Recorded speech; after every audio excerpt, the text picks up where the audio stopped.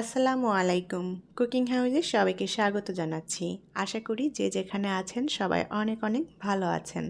আজ রান্না করব প্লেন পোলাও। বাড়িতে আমি যেভাবে সবসময় প্লেন পোলাওটা রান্না করি সেটাই আপনাদের সাথে শেয়ার করছি। আশা করি আপনাদের ভালো লাগবে।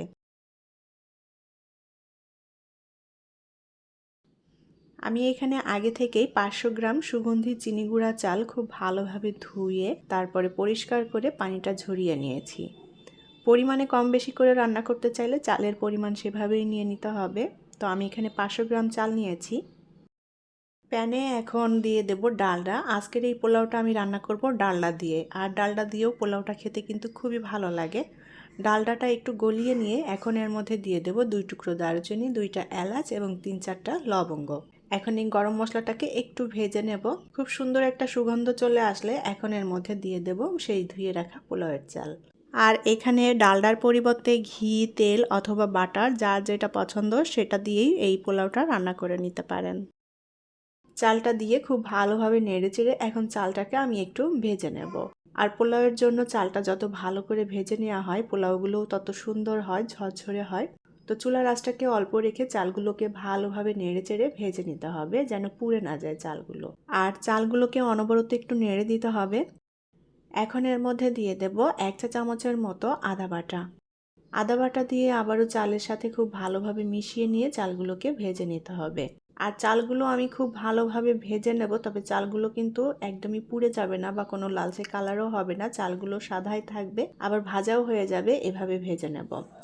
আর চালগুলো ভাজার সময় চুলার আঁচটা অবশ্যই অল্প রাখতে হবে যেন চালগুলো পুড়ে না যায়। অল্প আঁচে ভালোভাবে নেড়েচেড়ে আমি চালটা ভেজে নিয়েছি। চালটা কিন্তু অনেকটা হালকা হয়ে এসেছে। আর চালগুলো কিন্তু একদমই লাল হয়ে যায়নি, চালটা সাদাই আছে, আবার চালগুলো ভালো মতো ভাজাও হয়ে গিয়েছে। আর এই পোলাও রান্না করার জন্য চালগুলো যত ভালো করে ভাজা হয় পোলাওটাও কিন্তু ততটা ঝরঝরে হবে। তো চালগুলো ভাজা হয়ে গিয়েছে, এখন এর মধ্যে পরিমাণ মতো পানি দিয়ে দেব। আমি কিন্তু পোলাও রান্না করতে সবসময় ঠান্ডা পানিটাই ব্যবহার করি। আমি এখানে ঠান্ডা পানি দিয়েছি, আপনারা চাইলে ফুটন্ত গরম পানি দিতে পারেন। তো আমি এখানে প্রায় 1 লিটারের মতো ঠান্ডা পানি দিয়ে দিয়েছি। পানিটা দিয়ে ভালো করে নেড়ে চেড়ে চালটা মিলিয়ে নেব। আমি এই পোলাওয়ের মধ্যে 1 চা চামচ পরিমাণ লবণ দিয়ে দিয়েছিলাম। লবণের জায়গাটুকু স্কিপ হয়ে গিয়েছে, তো আপনারা এর মধ্যে পরিমাণ মতো লবণ দিয়ে দিবেন। লবণটা দিয়ে ভালোভাবে পানির সাথে নেড়ে চেড়ে মিলিয়ে নিতে হবে। চালগুলো পানির সাথে ভালোভাবে মিলিয়ে নিয়েছি। এখন ঢাকনা দিয়ে ঢেকে আমি পোলাওটা রান্না করে নেব। চুলার আঁচটাকে আমি এই পর্যায়ে মিডিয়াম টু হাইয়ের মাঝামাঝি রেখেছি।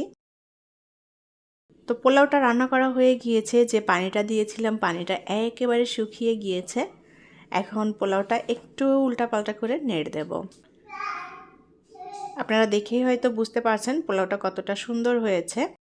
এখন একটু ভেজা ভেজা ভাব আছে, আমি উল্টাপাল্টা করে নেড়ে দিয়ে আবারও কিছুক্ষণের জন্য ঢাকনা দিয়ে ঢেকে রেখে দেব। আর চুলার জালটা কিন্তু আমি বন্ধ করে দিয়েছি, এখন আর জাল দেওয়ার দরকার নেই। পোলাওটা একটু উল্টাপাল্টা করে নেড়ে দিয়ে আবারও ঢাকনা দিয়ে ঢেকে রেখে দিলাম, তারপরে এটা নামিয়ে পরিবেশন করব। পোলাও রান্নাটা হয়ে গেছে, এখন এটা পরিবেশনের জন্য আমি এর উপর দিয়ে কিছুটা পেঁয়াজের বেরেস্তা ছড়িয়ে দিয়েছি। পেঁয়াজের বেরেস্তা আগেই তৈরি করা ছিল, তো দেখলেন তো খুব সহজেই কিন্তু পোলাওটা রান্না করে নেওয়া যায়। আর পোলাওটা কিন্তু একদম পারফেক্ট ঝরঝরে হয়েছে। পরবর্তী রেসিপি দেখার আমন্ত্রণ জানিয়ে আজকের মতো বিদায় নিচ্ছি। ভালো থাকবেন সবাই। আল্লাহ হাফেজ।